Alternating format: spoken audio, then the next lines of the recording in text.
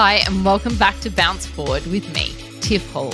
I'd like to acknowledge the traditional custodians of the land on which I'm recording this podcast, the Wurundjeri people of the Kulin Nation. I pay my respects to elders, past and present. I just wanted to ask you about being a dad and your kids and fitness. Are they into sport and being fit and, what do you do with your kids? Because my kids are like crazy. They have no chance not to, mate. You know it. And everything that they do is up to them. But my oldest son's 12 years old and I coach him in football. My youngest son's 7 and I coach his football team. I also coach the A-grade team locally. So the boys come with me every afternoon to A-grade training. In that time, they don't have access to phones or to devices at all because they're with me and they're with other friends. And then when I'm with the men, they're with other men and they can look up to see male role models, okay, guys overcoming injuries and guys fighting through whatever's going on around other sportsmen, which is wonderful. And my daughter, she's an Australian-ranked dancer. She's only 9. I've seen. Amazing. Oh, man, what that human body can do, Tiff. Oh, wow. She's beautiful. Shannan, your kids are so gorgeous. Yeah, but I think, that's part of the change in my training now, Tiff, is to be a role model to these kids. Every parent inadvertently wants to be a role model, except I believe that a lot of parents aren't stepping up to the plate and actually doing it. It comes with a price tag. Mm-hmm. Same as the old days. I'm still teaching 13, 14 classes a week. I'm still doing PT on the side. Yeah. I'm up at 5 o'clock every morning. My kids get home from school and they go, Dad, let's go and do this. Yep. That's my price tag, mate. I've got to pay the ferryman. I've got to drag my sorry ass out of the couch and get up and go, right, come on, kids, let's go and do it. It's not easy, is it? I know for myself sometimes we've got taekwondo after school now with Arnold and I just think, I'd love to just stay home and cook or just it's cold, it's raining, it's horrific in Melbourne. And to get him to taekwondo and do it, like it's an effort, but you've got to do it. You've got to do that. And there's no use being on the couch or sitting at home and having a beer going, son, get off your device and go out and do it. It doesn't work like that. You really have to show them and create it. And that, with that, my kids can all skate. They can drop in on the skate ramps and Dad's still dropping. I'm still dropping in with surfing. Surfing. Yeah, wow. Every day. Amazing. But the funny thing is, Tiff, we go to the skateboard park or if I go down to the local park with my kids, I'm on the swings with them. I'm climbing up the monkey bars with them. We do the monkey bars together. Everything they're doing, I'm doing. And I can see there's those other parents there sitting on their devices looking over there at me going, look at this bloke. What a loser. What's he doing? I'll tell you the loser is, champ. Sitting on the side there, directing your kids from the comfort of your own chair, talking to virtual friends. Yeah. Well, pat on the back, mate. Well done. Yeah. So I saw you on SAS and you were just amazing. And I just wanted to talk to you about mental grit and strength. How important is mental strength to you? Yeah, it's been in my mind, and I think that's made me the way I am. I've always been petrified of having that mental weakness. And even from a kid, it's just something I've had in me. I don't know if it's from mum or from dad or for what, Tiff, but I've always had that fear that the moment I get weak mentally, it's going to creep in. It will eat into everything I do. So even my rugby league career, my boxing career, and everything like that has always been to just keep that edge and keep above. Now I'm 50. It's still that desperation not to let that weakness in and that apathy to let it come back. SAS was the most brutal thing you could ever imagine. I know people expect you to come off and say, it was a bit for TV. It was ruthless.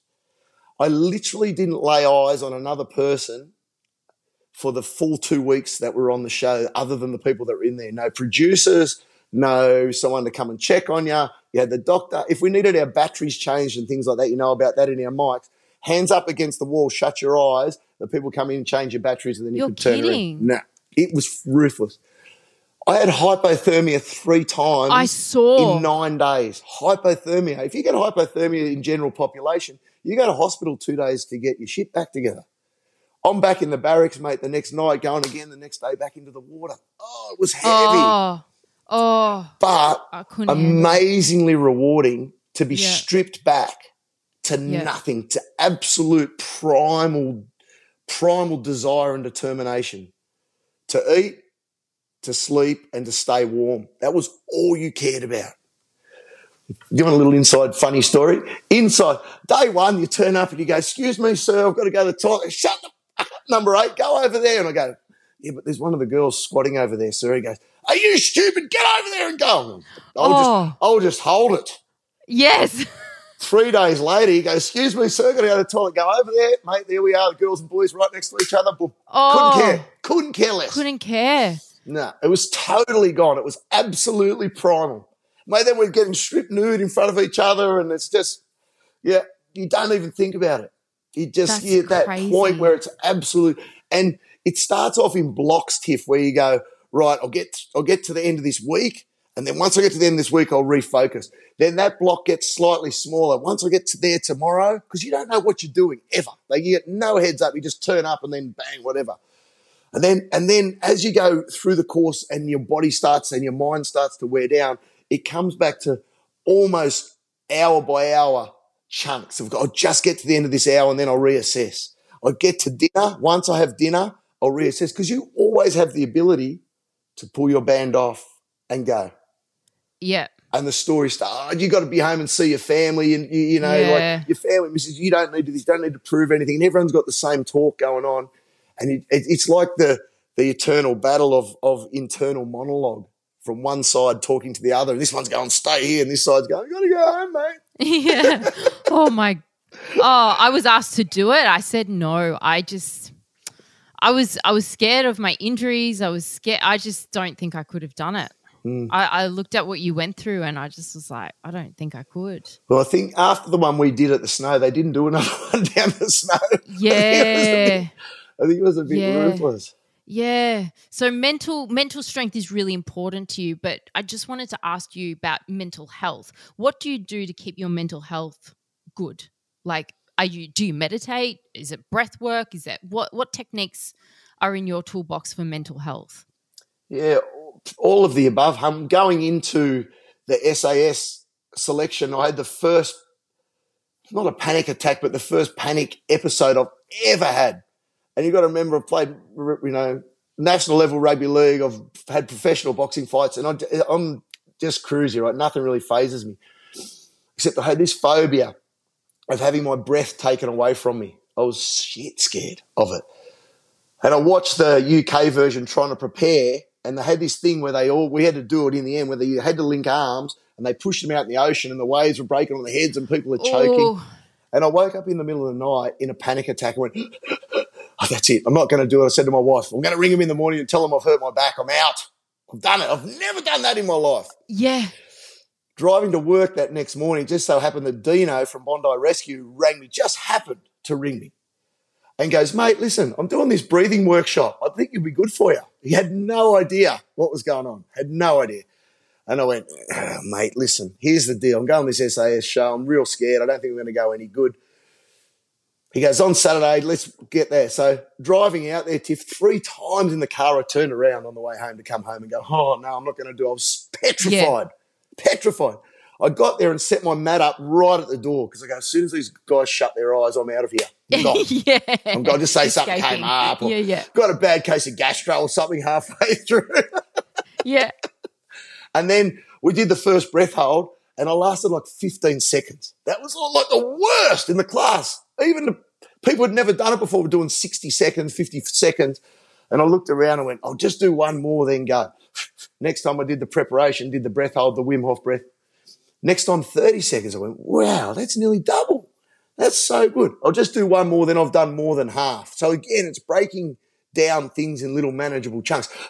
Did the breath hold, did the prep. I got to a minute. So I've gone 15 seconds, 30 seconds, a minute. And I went, man, imagine I wasn't being such a pussy here, and I really had to go and actually relaxed and listen to what was going on. Boom, a minute and a half. I went, right. Now imagine I actually paid attention to what he was saying, did what he said, and relaxed into it. 2 minutes. I sat up and my anxiety was gone, and it's never been back. Really? Never. So do you implement the breathing techniques like daily Just or when weekly? I need to come home from work, I do a couple of sessions and I just pop down on the bed and do a couple of Wim Hof breath holds now as therapy. It's bizarre. This was the thing that was my greatest fear I've ever had in my life. I now use as a tool to keep my emotions under control. Go figure. Wow. That's amazing, Shan. How fickle mental health is.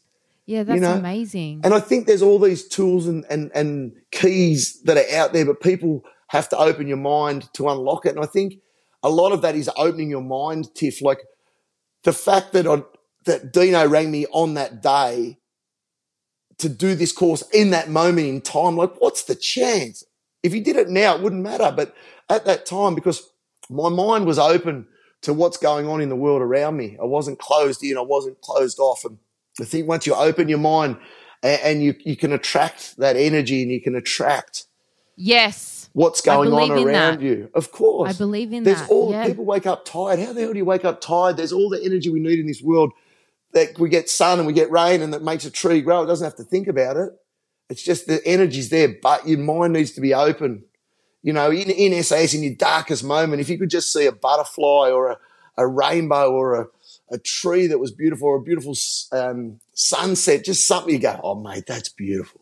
And that's just enough to go, oh, got another minute in me. So last question. What advice would you give to yourself, your younger self, your 16-year-old self?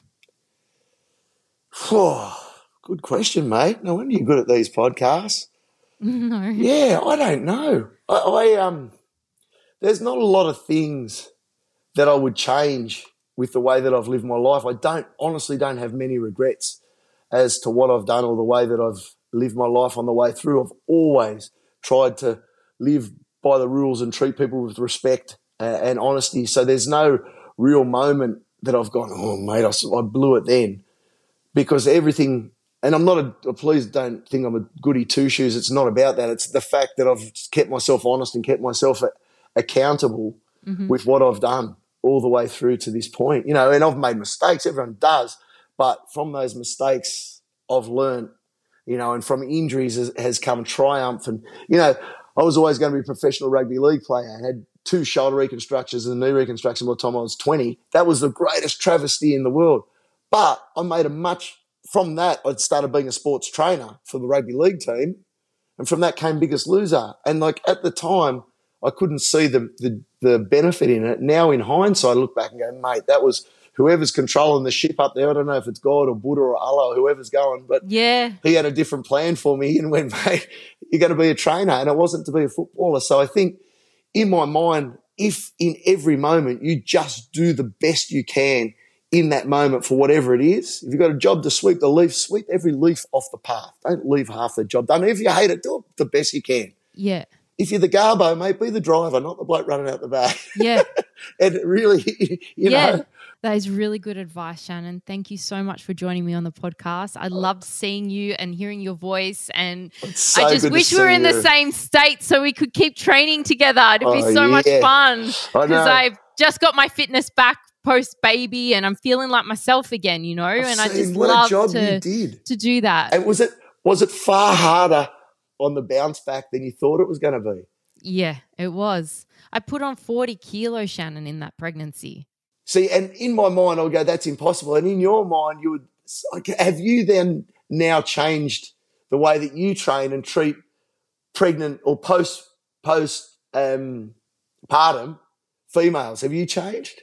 Yeah, absolutely. In what way? Also because I know the feeling of being in a body that isn't fit and strong and a bigger body, and like my knee, 1 kilo of weight gain on your knees is 4 kilos of pressure. I had to have a knee operation in that time when I put on the 40 kilos because of the pressure on my knees. I couldn't walk upstairs without puffing. My joints were hurting. The weight just felt so heavy on my 5'4" frame, and it was depressing, Shannan. I struggled with my mental health because I didn't look and didn't feel like myself, and the mental health side of it. And so I used to have a bit of a just go hard and go home kind of mentality with people, get the weight off quickly, you'll be fine. But now I'm like, it's a gradual journey, and you've got to align the emotional side of it with the physical. And it was just so hard to get the weight off, Shannan. I wish you could have trained me and helped me. Could you feel people judging you? Yes, because I didn't look like a trainer and I didn't look like an influencer, like I didn't look like Instagram girls. And I'm like, I'm no less of a coach. I'm actually a better coach because I can relate to you. But yeah, the judgment was full on. And the funny thing is, for me, that body wouldn't be a fair representation of who you are. Yeah. No, it wasn't. So we get to drive these amazing bodies we've been given. And for me, my body's a representation of who I am. It still boxes, it still runs, it still surfs. So hopefully if people can understand that, sometimes people just aren't being cruel, but first impressions count. If you see someone and the way they look, that first impression can be unsettling. And people aren't necessarily being cruel. It's just saying that body is a representation of who you are. Yeah. And, you showing the desire and determination and grit that you did, plus now the empathy that you got to get back to the way you are, will continue to define you as a trainer and as a person. And that's why when people are overweight and they want to get fit again, I understand that feeling now. Like it has to happen. You got to be in your fit body, because there's nothing better on this earth than being able to walk up the stairs and not puff, or like run. I couldn't get down the slide with my son because I was too big.